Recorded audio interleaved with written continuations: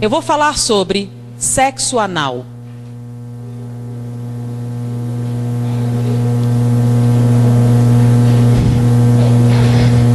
O que vai responder muitas outras perguntas, né? Sexo anal é normal? É um sexo biologicamente viável? Todo mundo devia experimentar? É natural para todo mundo? É bastante prazeroso se você fizer direito? Vocês vão ver isso escrito em todas as revistas. Eu fui numa banca, peguei todas as revistas. Todas diziam a mesma coisa. Prática normal, bastante satisfatória, todo mundo devia experimentar, tem uma forma correta de fazer, tudo isso. Todos os sites pornográficos têm contos pornográficos de que essa é uma experiência extraordinária. Que as mulheres gostam muito, têm medo de fazer, mas se fizer vão adorar. E que os homens vão achar o máximo. Tudo isso está escrito. Se vocês forem agora para uma banca de jornal e comprarem, vão encontrar isso, tá bom? Eu, como disse para vocês, trabalhei durante um tempo numa enfermaria de pacientes terminais do vírus da AIDS. Tá? Era o Hospital Gafreguinli, aquele onde morreu o Cazuza. E a enfermaria era a 10ª enfermaria do Gafreguinli, que foi justamente aquela patrocinada por ele. Na época, naquela enfermaria haviam 20 pacientes. Todos eram homossexuais. E quando a gente termina a clínica médica, a gente tem que fazer uma monografia para a conclusão do curso. E como todos os pacientes tinham AIDS, nós escolhemos a AIDS para escrever. Quais as doenças oportunistas que acontecem com o vírus da AIDS? Naquela época não havia o coquetel, o número de doenças oportunistas era muito maior do que era hoje. Então nós pegamos todos os prontuários dos 20 pacientes e pegamos também 100 prontuários de pacientes anteriores. E fizemos a listagem estatísticas das doenças. Em primeiro lugar, estava endocardite bacteriana. Todos os 120 pacientes que nós escolhemos eram portadores de endocardite bacteriana.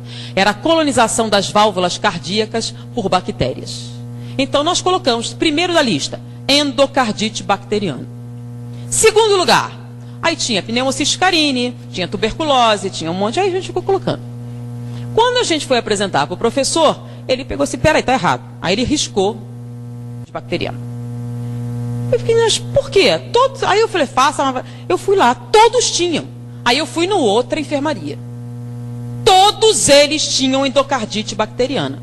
Poxa, todo aidético tem endocardite bacteriana. É uma doença que vem com a AIDS. Aí eu voltei lá.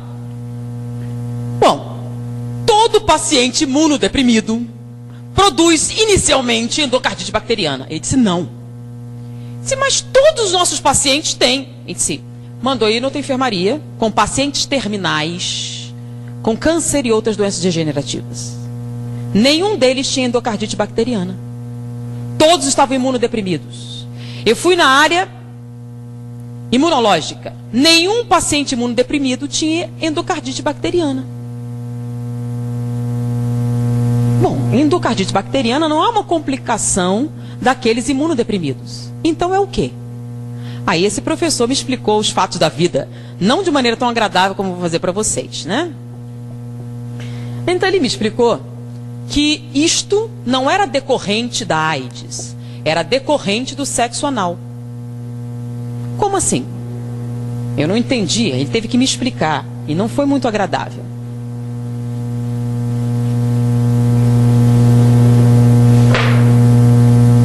Essa aqui é a vagina feminina, o útero, o ovário. Aqui é o aparelho digestório. Boca, esôfago, estômago, intestino delgado, intestino grosso. Reto e esfíncter. Tá?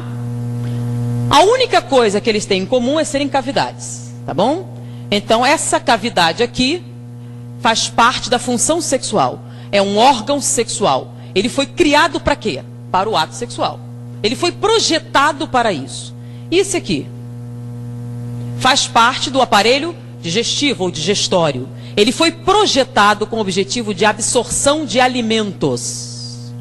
Ele não foi projetado como objeto sexual. Então, quando eu fiz aqui o aumento, o que é que vocês encontraram? 16 camadas celulares, 7 camadas musculares, células caliciformes que produzem muco aquoso. Vamos fazer a mesma coisa aqui. Microscópio, vamos aumentar. Vocês que estão na escola estudando o aparelho, o corpo humano, quantas camadas celulares eu tenho no tubo digestivo? Uma. Células colunares, assim. Uma camada com células ciliares no topo, tecido conjuntivo embaixo, tá?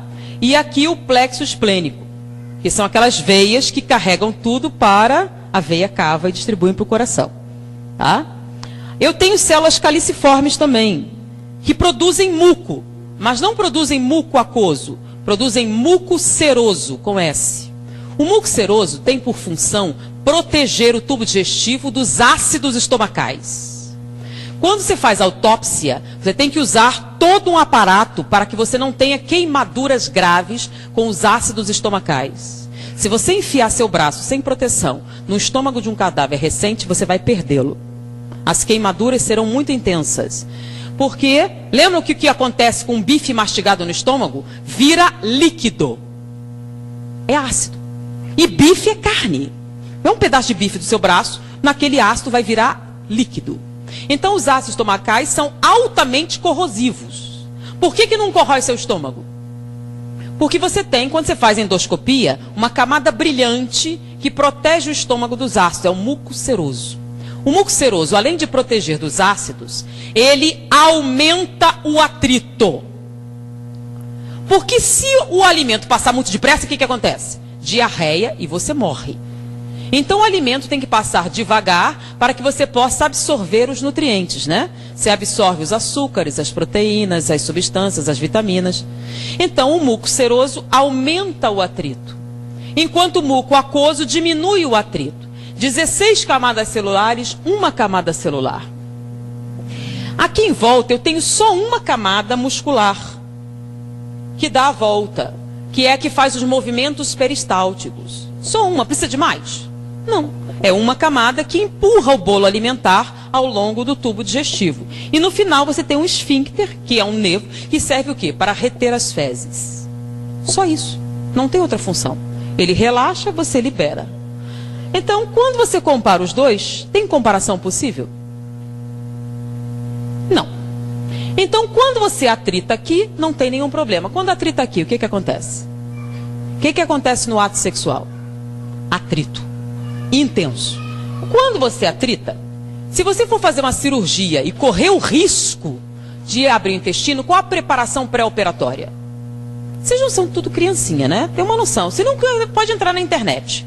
Você vai tomar um comprimido laxante para eliminar o máximo de fezes. Você vai tomar antibióticos para matar as bactérias. Você vai fazer uma lavagem intestinal até a água sair limpa. E a última lavagem é com antibióticos. Porque se cortar e essas bactérias entrarem com o meio interno, você vai morrer de septicemia. Então eles vão limpar tudo. Durante o sexo anal, você faz lavagem intestinal antes? Não. Então é um ambiente altamente contaminado. Quando você fizer atrito, só tem uma camada celular. Você vai romper e vai sangrar. Com a ruptura e o sangramento, o que você vai jogar aqui? As bactérias presentes nessa luz, que são Escherichia coli, se você tiver sorte. E outras mais patogênicas, se você não tiver. Em volta daqui, nós temos linfonodos. São aqueles famosos da AIDS, né? Esses linfonodos, quando vêm essas bactérias, aumentam de tamanho. Aí você começa a ter uma granulação. Daí a incidência maior durante daqueles que têm hemorroidas, crescimento e dilatação de muitas veias da região e dificuldades gerais nessa musculatura. Essa ruptura constante faz com que essas bactérias superem a ação dos linfonodos e caiam na corrente sanguínea. O que tem que ir logo atrás do intestino? O intestino absorve os nutrientes, certo? E depois você tem que espalhar ele para o corpo. Então o plexo esplênico cai aonde? Veia cava. E a veia cava vai para onde? Direto para o coração. Então essas bactérias das fezes caem no coração e colonizam as válvulas cardíacas, provocando endocardite bacteriana. Então não é AIDS que provoca endocardite bacteriana. é a prática do sexo anal. Isso só acontece com homossexuais? Não. Com heterossexuais também, que pratiquem o sexo anal, a probabilidade de endocardite bacteriana se torna proporcionalmente aumentada de acordo com o nível de prática. Com os homossexuais a incidência é maior porque é a única prática sexual, tá? Então a incidência é bem maior. Por isso todos os pacientes homossexuais tenham endocardite bacteriana. Com a AIDS a endocardite evoluía para pericardite e nós tínhamos que fazer punção pericárdia, tirar o líquido inflamatório do coração. Senão eles morreriam por asfixia, por contrição cardíaca. Além disso, é muito comum a insuficiência cardíaca entre homossexuais mais idosos, que a incidência chega a 68%, diferente da população normal, que é de 8%. Além disso, essa lesão constante provoca alteração da morfologia dessas células, provocando displasia. Displasia rima com neoplasia. A incidência de câncer retal na população é de 3 a 4%. Entre os homossexuais chega a 32%. Então há uma relação direta com a prática do sexo anal e com a incidência de câncer retal. Além disso, a mulher não tem terminais nervosos de sensibilidade nesta área. Então ela não sente absolutamente nada com a prática do sexo anal, a não ser o sofrimento físico, a dor, a não ser que ela compre anestésicos, que são medicações inibitórias da sensibilidade para a prática do sexo anal, e compre lubrificantes artificiais para neutralizar o muco seroso e permitir que esse acesso faça com mínimas lesões. Então, sem lubrificantes artificiais, sem anestésicos para limitar a dor, é uma prática dolorosa, humilhante, violadora. Sendo que ela tem um órgão próprio para isso. Por que um homem teria que submetê-la a esse tipo de atividade se não fosse por sadismo? É o prazer em infligir dor. Porque ele aprendeu nos contos pornográficos que se você tratar ela com a brutalidade necessária, você conseguirá que ela tenha prazer. No homossexual, existe até pelo menos uma desculpa. Aqui, encostado, nós temos a próstata. Tanto que o exame de próstata é retal. A próstata se encosta aqui, mas vamos fazer um aumento aqui.